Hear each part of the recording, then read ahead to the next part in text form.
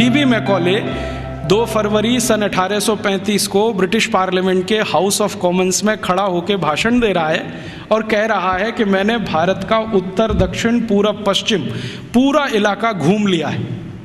अगर भारत को गुलाम बनाना हो तो इनका वैभव, इनका धन, इनकी संपत्ति को ख़त्म करो।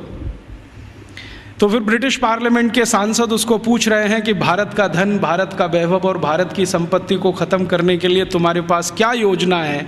तो कहता है भारत की शिक्षा व्यवस्था को ख़त्म करो।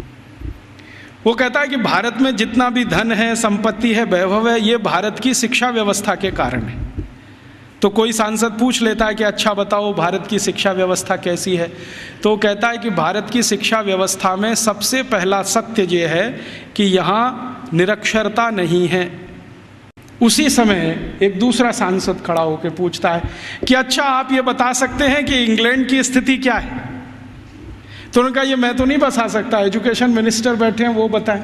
तो एजुकेशन मिनिस्टर खड़े होकर बोलते हैं कि जब भारत की साक्षरता लगभग 100% है, उस समय इंग्लैंड में कुल साक्षरता 17% भी नहीं है। वो कह रहा 7,32,000 राजस्व गांव हैं और ऐसा एक भी राजस्व गांव नहीं है जहां पर स्कूल की व्यवस्था नहीं है। तो फिर उसको प्रश्न पूछा गया कि क्या भारत के लोग इसको स्कूल कहते हैं? तो उन्होंने कहा नहीं, मैंने कहा है स्कूल, भारत के लोग इसको गुरुकुल कहते हैं। उसने गुरुकुल को स्कूल में ट्रांसलेट किया है। फिर उसको पूछा गया इस गुरुकुल में क्या होता है? तो उन्होंने कहा पढ़ते हैं। तो कितने विद्यार्थी हैं? गुरुकुलों के बड़े होने का अंदाज़ा हम लगाना चाहें तो 200 विद्यार्थियों से लेकर 20,000 विद्यार्थियों तक के गुरुकुल इस देश में चलते हैं 1835 के आसपास।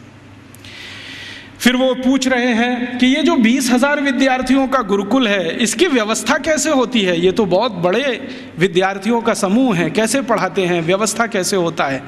तो वो कहता है कि भारत के इन सभी गुरुकुलों में मॉनिटोरियल एजुकेशन होती है। मॉनिटोरियल एजुकेशन का मतलब हम सब समझते हैं कि आचार्य ने किसी विद्यार्थी वर्ग को तैयार किया, मान लीजिए उसमें 50 विद्यार्थी। अब वो 50 विद्यार्थी अपने से नीचे वालों को पढ़ाएंगे और वो 50 विद्यार्थियों ने जिनको पढ़ाया वो उनसे अपने नीचे वालों को पढ़ाएंगे। तो वो कहते हैं कि एक आचार्य अगर है और उसके साथ 50-60 विद्यार्थियों का समूह है जिनको वो नियमित रूप से पढ़ाते हैं, तो वो 20,000 विद्यार्थियों का गुरुकुल आराम से संभालते हैं। और उसने परिभाषा दिया है कि जो आचार्य 20,000 विद्यार्थियों के गुरुकुल को संभालते हैं उनको भारत में कुलपति कहा जाता है। फिर उससे पूछा जा रहा है कि ये जो अध्यापक पढ़ाते हैं इनके लिए कोई ट्रेनिंग सेंटर है क्या? तो वो कह रहा है कि सभी गुरुकुलों के साथ उच्च अध्ययन केंद्र जुड़े हुए हैं जहां पर इन अध्यापकों को तैयार किया जाता है और तैयार होने के बाद वो गुरुकुलों में पढ़ाने का काम शुरू कर देते हैं।